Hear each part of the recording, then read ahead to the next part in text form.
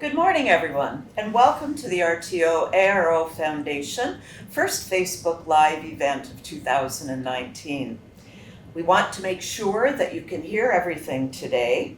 So if you can hear us, please click like, or you can click your heart button, or you can click a smiley face. Just let us know that you're able to hear us fine. I'm Joanne Sobey. I'm the Executive Director for the RTO ARO Foundation, and I'd also like to recognize with us but off camera, Joanne Murphy, Chair of the Foundation Board. I'm very, very pleased to be able to be here today with Dr. Rachel Savage. Dr. Savage is a postdoctoral fellow working under the supervision of Dr. Paula Rochon, our RTO ARO Chair in Geriatric Medicine. So thank you very much for joining us. Oh, thanks for having me. Now, Dr. Savage is going to be speaking about loneliness today and the importance of why it's so important to stay socially engaged and involved. So thank you all for joining us, and please feel free at any time to leave questions on the comment box throughout the session so that Dr. Rochon, Dr. Savage can answer as many of your questions as possible. And if you haven't joined the Facebook group yet, please do so, and then you also will be able to leave a question or a comment in the comment session. So again, thank you so much for joining us, Dr. Savage. Perhaps you could start by just explaining to us a little bit about what your role is here at the Women's College Hospital Research Institute. Sure, I'd be happy to. So as Joanne mentioned, my name is Rachel Savage, and I'm a postdoctoral fellow here at the Women's College Research Institute. So I'm a PhD trained epidemiologist, and a lot of my research focuses on how we can improve the health of vulnerable populations like older adults, immigrants, and women. Maybe just for those of you that are unfamiliar with the title, a postdoctoral fellow is someone who's recently completed their PhD and works under the supervision or mentorship. In this case, you mentioned Dr. Rochon is my mentor. And works as part of a larger research team. So it's really kind of a trainee position that helps get me on my feet and on my path to becoming an independent scientist one day soon. Excellent, wonderful. So how would you define loneliness?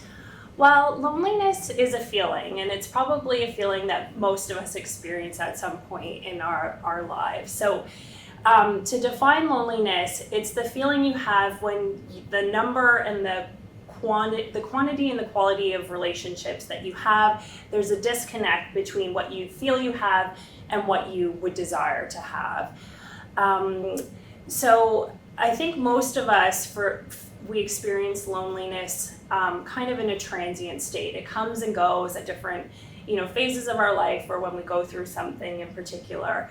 But as a health researcher, I'm really interested in people that have chronic loneliness because it puts you at risk for a whole host of health consequences, which I'm sure we'll get into today. So how common is this? Well, I think most people would be really surprised to learn how common feeling lonely is. And in older adults, it's especially prevalent because of a number of things that happen as you age that put you or make you more susceptible to feeling lonely. So things like losing your spouse, retiring, encountering some sort of health setbacks or challenges or declines in health, and moving residence, so sort of being disconnected from a community that you'd spent a lot of time in. And in the US, a nationally representative survey found that 43% of older adults report feeling lonely. In Canada, the numbers are a little bit lower, but still really high. So 1 in 4 older women report feeling lonely at some point from time to time, and 1 in 5 men.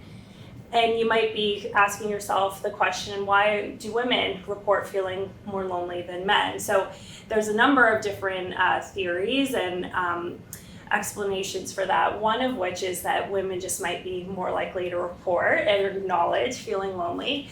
But there's also things that kind of put women at greater risk. So one of the things is that we tend to live longer. and sometimes marry older partners. So women are more likely to live alone kind of in their later years. Another thing is women are more likely to be caregivers and to have lower income than men. And both of those things are correlated with being lonely. So the foundation has been involved in funding programs and building awareness about social isolation. And I know there often loneliness and social isolation are confused. Yeah. What's the difference between the two? Yeah, and I think it's confusing for a lot of people because the terms are used interchangeably, but they're actually distinct concepts. So loneliness I talked about is a feeling. So it's kind of the subjective state of being socially isolated. It's perceived social isolation. Whereas social isolation is actually the objective state of having few contacts. So in your day, you might not have a social interaction with a single individual, or across your week you may not. And I think most of us have probably felt this distinction. So the example I like to give is you can be in a room full of people but still feel very lonely. And conversely, you can be with that, by yourself and completely content and not feel alone. So I think that helps to kind of differentiate the two concepts. Thank you. So what are some of the mental and physical effects from loneliness? So I think there's been a lot of attention recently in the media about loneliness because of how many new studies are being published to show how wide-reaching the effects of loneliness are on our physical health and also our mental health. So loneliness has been associated with a whole range of health outcomes, including cardiovascular disease, depression, suicide, and dementia. And then there's also kind of smaller scale or fewer studies that find links between loneliness and things as benign as having a common cold to as large as cancer, and then a lot of different emotional states. So if you're lonely, you're more likely to experience sadness, to have trouble sleeping, and to experience, life dissatisfaction and other kind of unpleasant feelings. So is loneliness a risk factor for mortality? Yeah, I think most people would, again, be surprised to learn that it's one of the most significant predictors of how long we live. So in 2015, there was a study that was published by researchers out of the US at Brigham Young University. And what they did was a meta-analysis, and that is a synthesis of a number of different studies. So they found studies that had looked at the link between loneliness and premature mortality. They found 70 studies that included more than 3 million individuals. And when they looked at an overall estimate of the relationship, they found that loneliness increased the risk for premature mortality by 26%. And I think just to put that in context, loneliness has more of an impact on premature mortality than smoking 15 cigarettes a day, than being obese, and then being exposed to air pollution. So in short, it's actually one of the most significant modifiable risk factors for premature mortality. So what can doctors do about this in helping their patients? Yeah, so I think I like that question, Joanne, because I think people think, well, if I'm lonely, I just need to sort of deal with it or try to manage this on my own.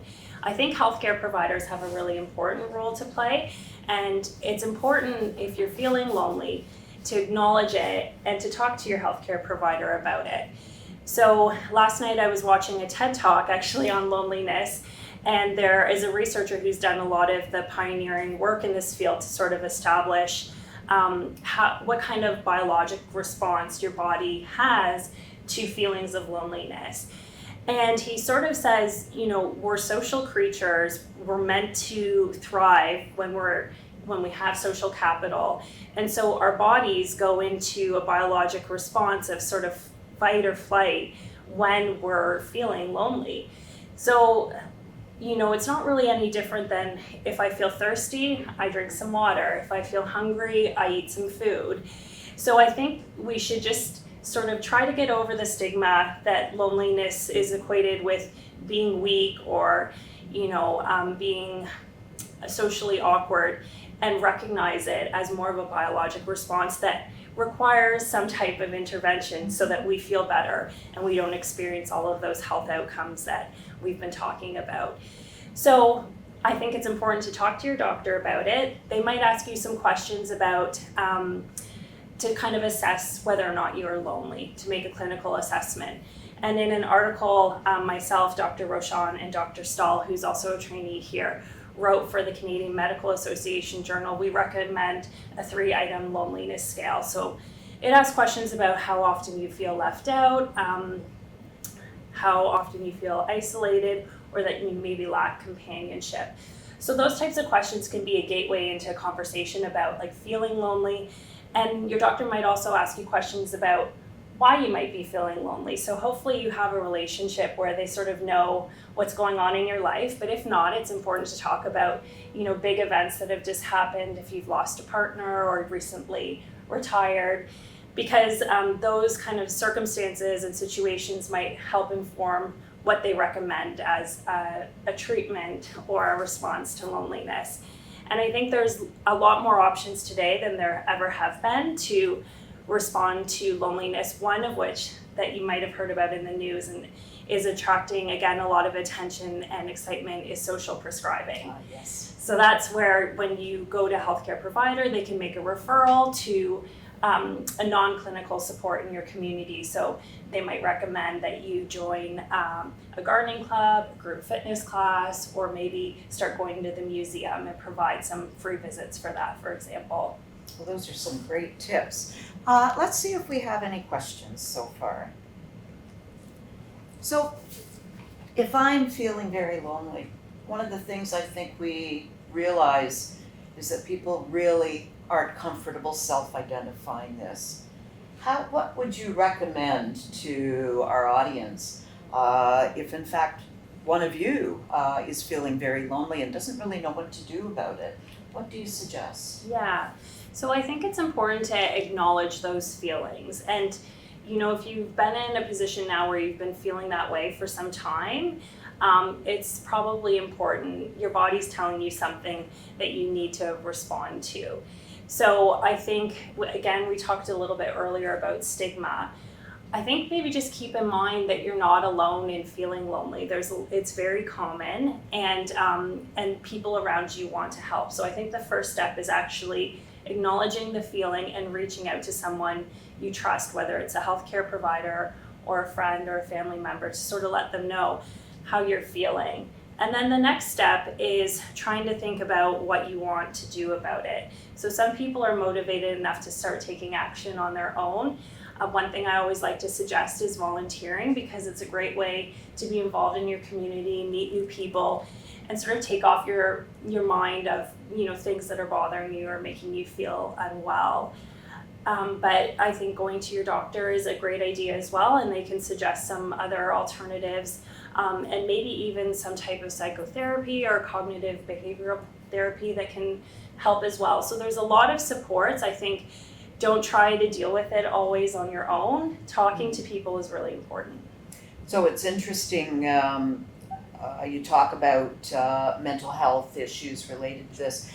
Is there a causative factor between depressions and loneliness, or vice versa? That's a good question. So most of these studies are observational studies, so they're designed to show whether there is an association, but it's sometimes difficult to disentangle the pathway, so how you get from loneliness to an outcome like depression. So I think there's a lot of research now that is starting to investigate some of these biological mechanisms and pathways, but right now kind of the evidence just sort of supports that there is a link or a relationship. But I think a lot of these outcomes, health outcomes that are deleterious and linked with loneliness sort of happen through four different ways. So one is when you're not feeling connected, you're feeling alone, you often adopt some bad health behaviors, right? You feel less motivated to be physically active, to eat well. Like if you're only eating for yourself, I know that was a hard time in my life to inspire myself to make healthy meals and to cook for myself. So that obviously leads to poor health outcomes when you're engaging in poor health behaviors.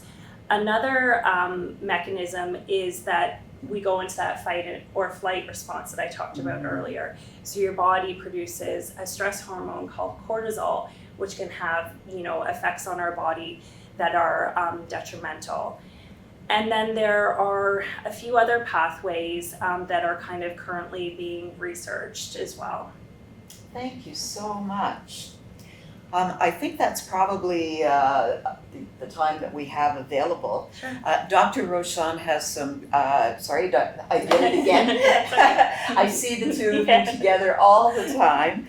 Dr. Savage has some great resources available to share. And if you're interested in learning more, please come online to Facebook. We will be posting various resources through the day.